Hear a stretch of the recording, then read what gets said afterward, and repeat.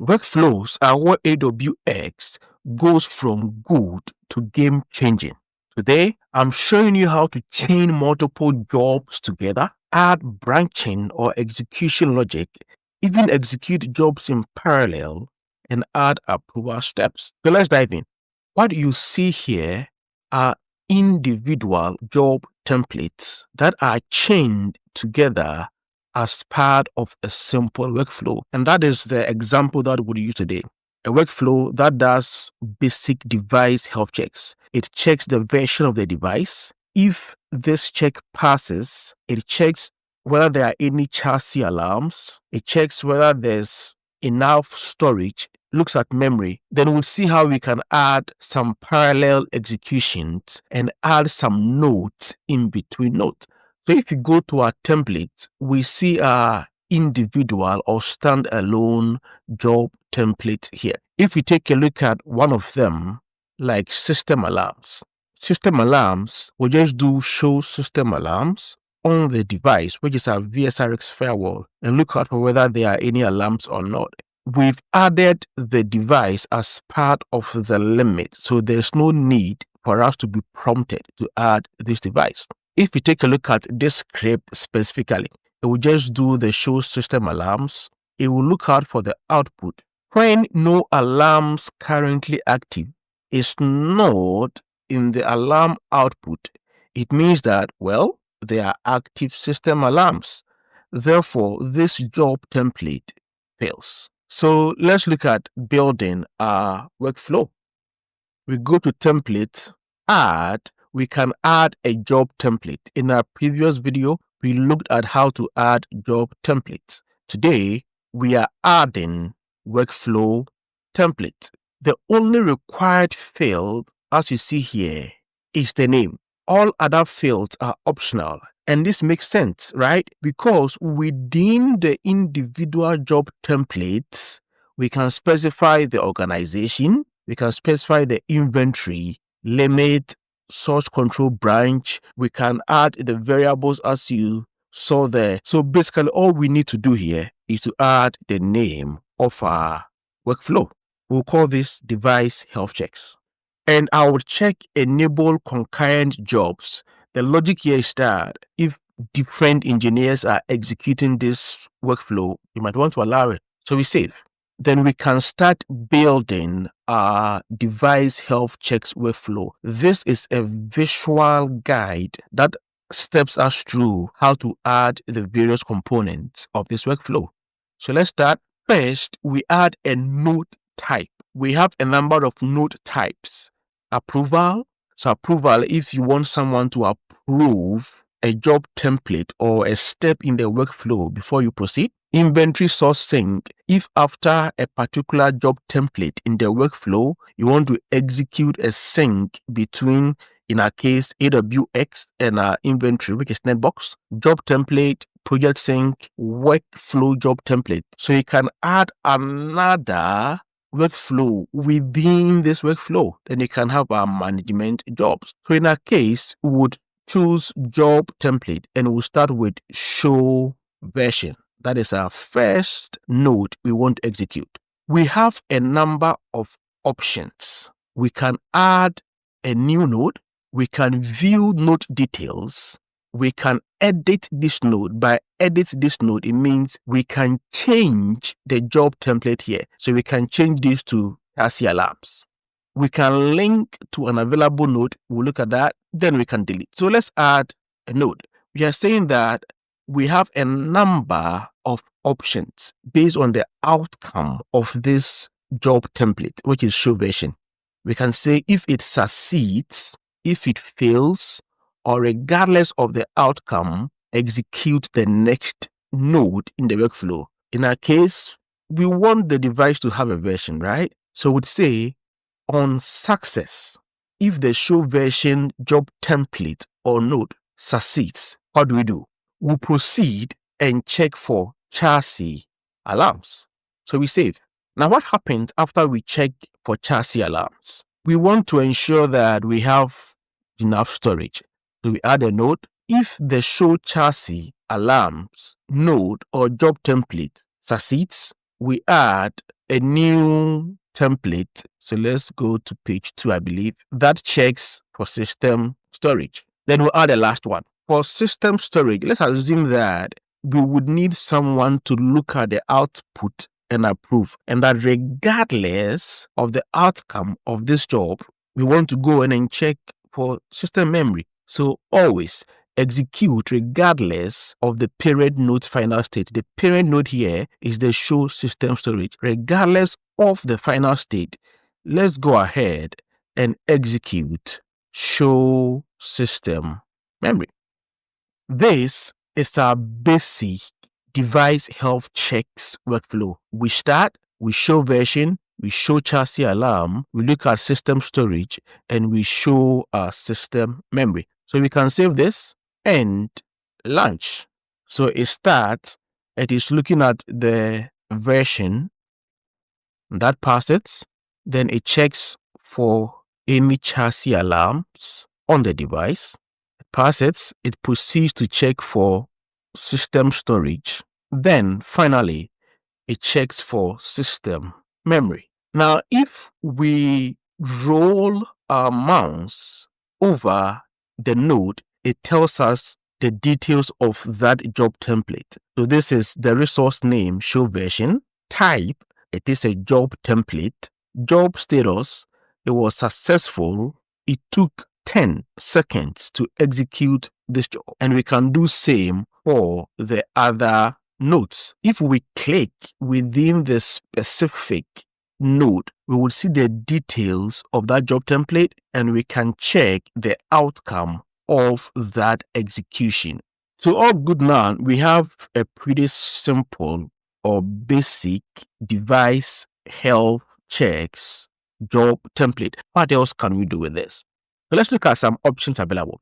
From start, we are able to add a node between these nodes. So for example, if you had a different job template you wanted to execute before the show version, assume you wanted to do a reachability test, you can think of any job template that you want to execute, you could add that between these nodes.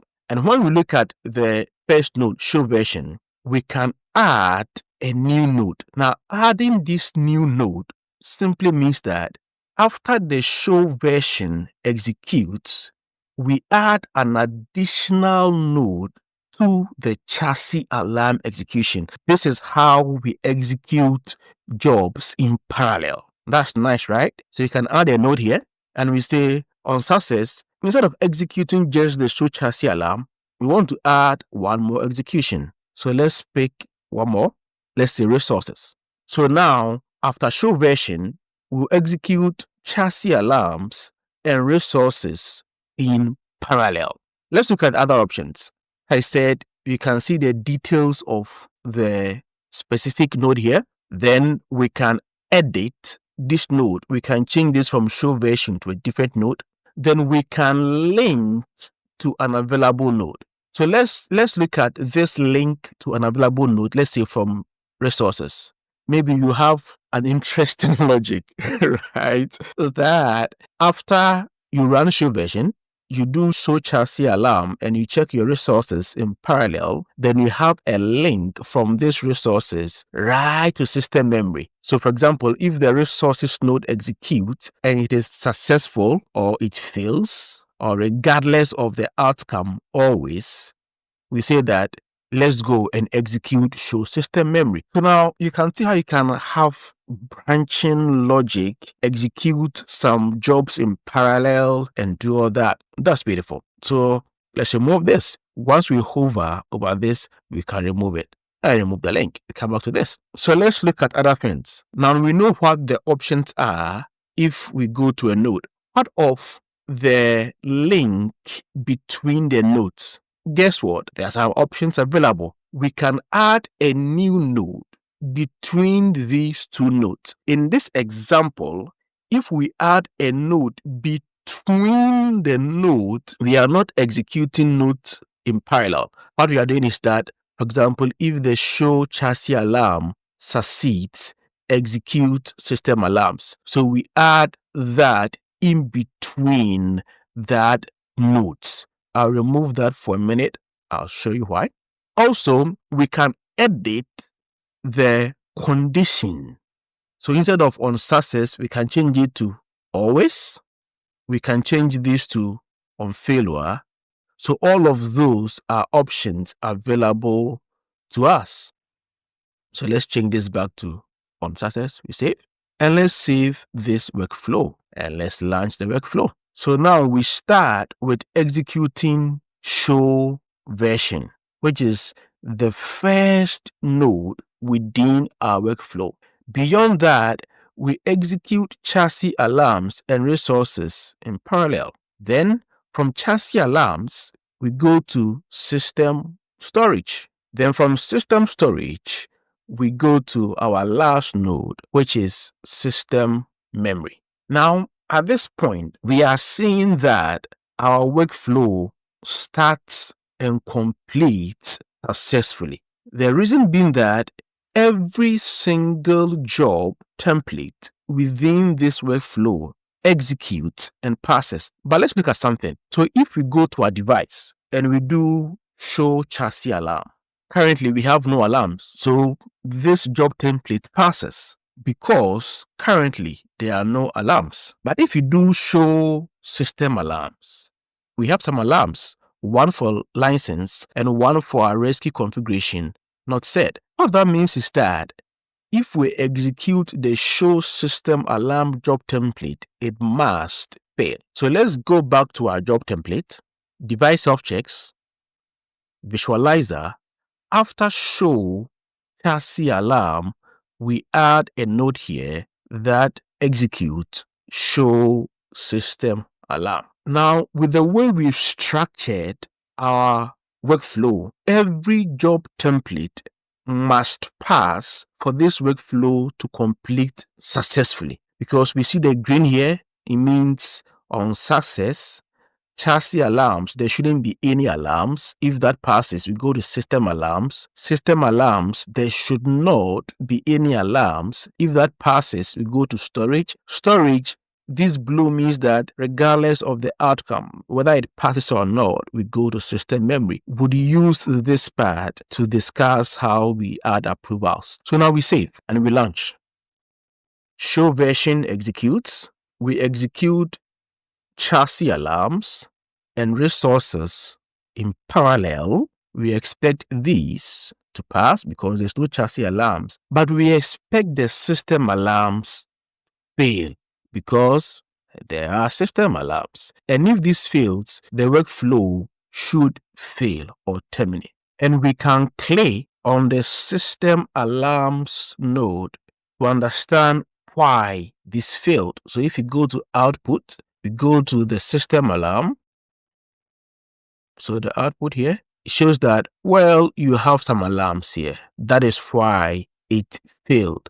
And if you click on the specific failure, it says that these are the alarms we have. That is why that workflow failed. Or that is why the job template failed and subsequently the workflow failed. This may be what you want. Device object, system alarms, you want the workflow to fail and action on it. There are other options. Maybe you want this to pass regardless, and then have someone take a look at this and approve. Maybe these alarms are minor, they don't really matter, so you can go on. So you have all of those options available to you. Now let's look at some options available to us as far as our workflow is concerned. So if you look at our template, you'll see device objects as our workflow, and you'd see this visualizer. That means that is our workflow. Then if we look at our workflow, this field one is the last one we executed with the system alarm. We have the option to schedule this execution. So we can say, okay, run this workflow every day at a particular time. We can also add notifications that if this workflow starts, let us know.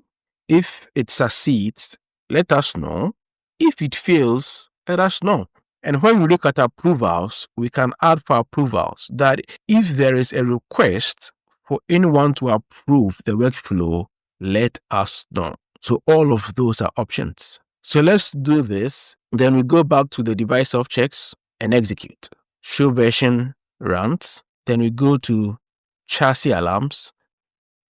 If we come to our AWX alert, it says that device health checks running workflow 1777. So we go back here.